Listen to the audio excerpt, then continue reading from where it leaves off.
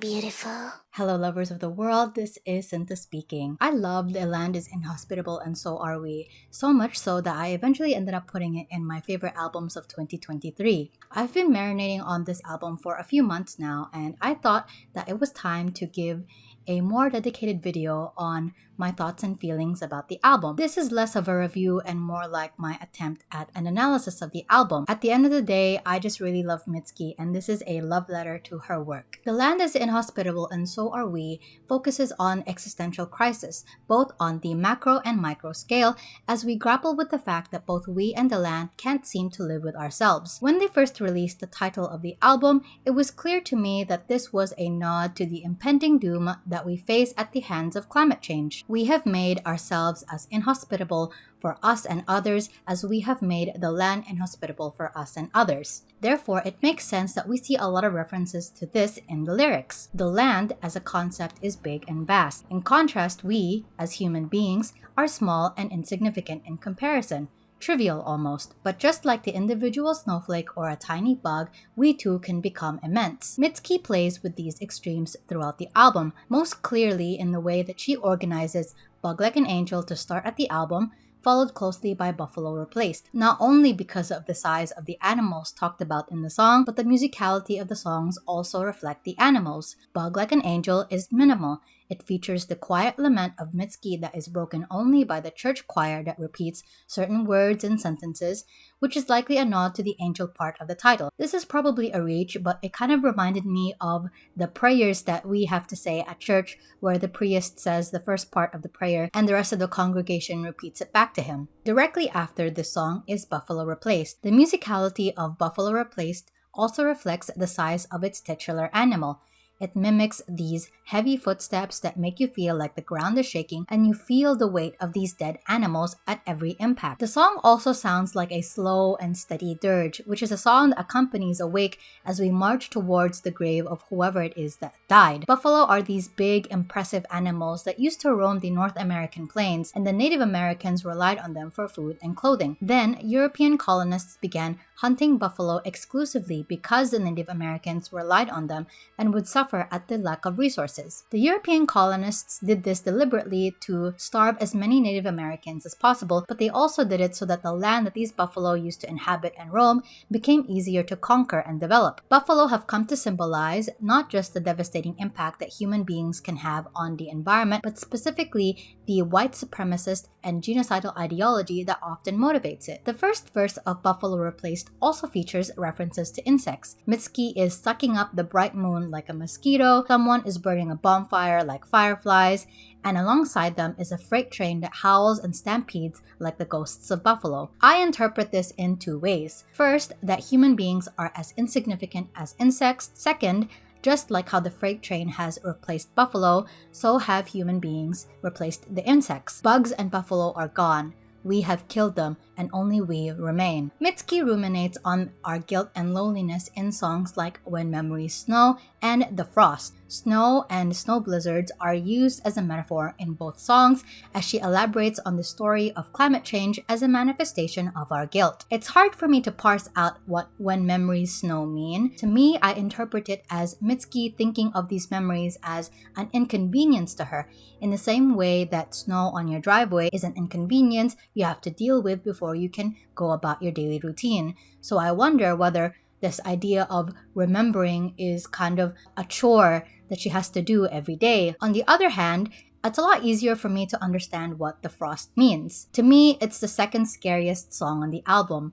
She conjures up these images of a devastating weather that destroys the world, covering the earth and our memories of what things used to be in a blanket of white. It's an apocalyptic nightmare that seems like a closer and closer reality, and the loneliness aches in my chest like the twist of a knife. To me, this turmoil that is likened to the imagery of climate change is trying to say that our journey of self-reflection and change is much like our journey and relationship with climate change. It is depressing, it is incomprehensible, and seemingly inevitable.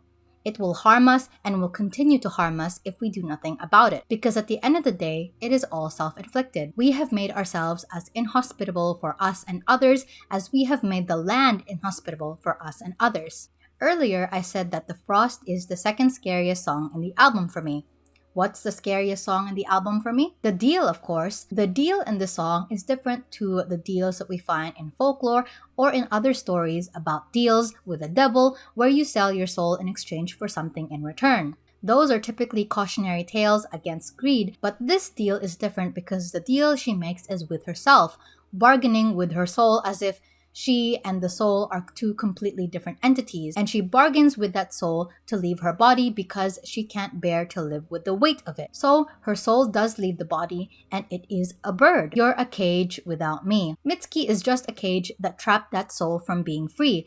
But once that thing that you're trying to trap is gone and the cage is empty, then it is useless because it's not doing what it's supposed to do, which emphasizes that we are nothing without a soul. But the fact that the soul is a bird implies that the soul should not be kept inside of us. It is ultimately a very ambiguous ending. Did the soul leaving its cage make life more bearable as Mitski thought it would? Is the soul angry at Mitski for wanting to evict it from its home? Is the soul happier outside of the body? Does the soul belong outside after all? It's kind of implied in the lyrics, "The night has me." But this idea of deals is brought up again in My Love, Mine, All Mine, where Mitski bargains again, but this time with the moon. She asks the moon, "If I could send my heart up to you, so when I die, which I must do, could it shine down here with you?" This song doesn't specify whether the deal is successful, but because the intentions and outcome of making this deal is less depressing than in The Deal, it is more uplifting. This song reassures you that any feeling or instance of love and devotion you felt, no matter how short,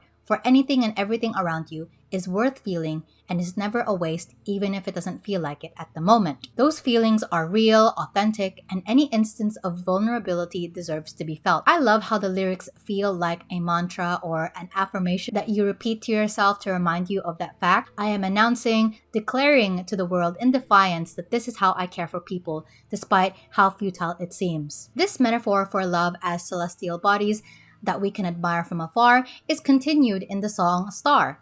Love is like a star, it's gone, we just see it shining cause it's traveled very far. Keep a leftover light burning so you can keep looking up, I am yours no matter. Much like how the moon shines down on those below it, stars are also admired by many. In fact, human beings have been using constellations for many things for thousands of years before they were replaced by technological advances. Stars were guides for navigating travel, they were used to determine when to harvest, they were even used to tell what the weather was like. Stars, much like love, are multi-purpose and are integral to the history of humanity. In the song, Mitski continues, "Isn't that worth holding on?" I've spoken about the juxtaposition of extremes throughout the album. Another metaphor of extremes is this idea of the mundane and the holy, bringing these out-of-reach religious things to our level that has this dual purpose of making the mundane holy and the holy mundane. We hear this in the song Heaven, where these little moments and movements are manifestations of love. If we pay attention close enough,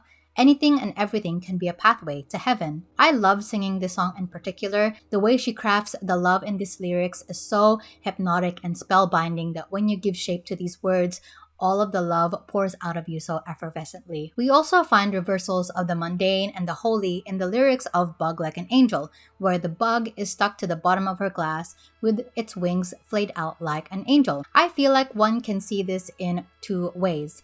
That this insignificant insect too can be a reminder of divinity, or that angels, which are these celestial beings, are even smaller and weaker and more helpless than we human beings are. Or perhaps it's both. We see this reversal of the holy and the mortal with the song I'm Your Man.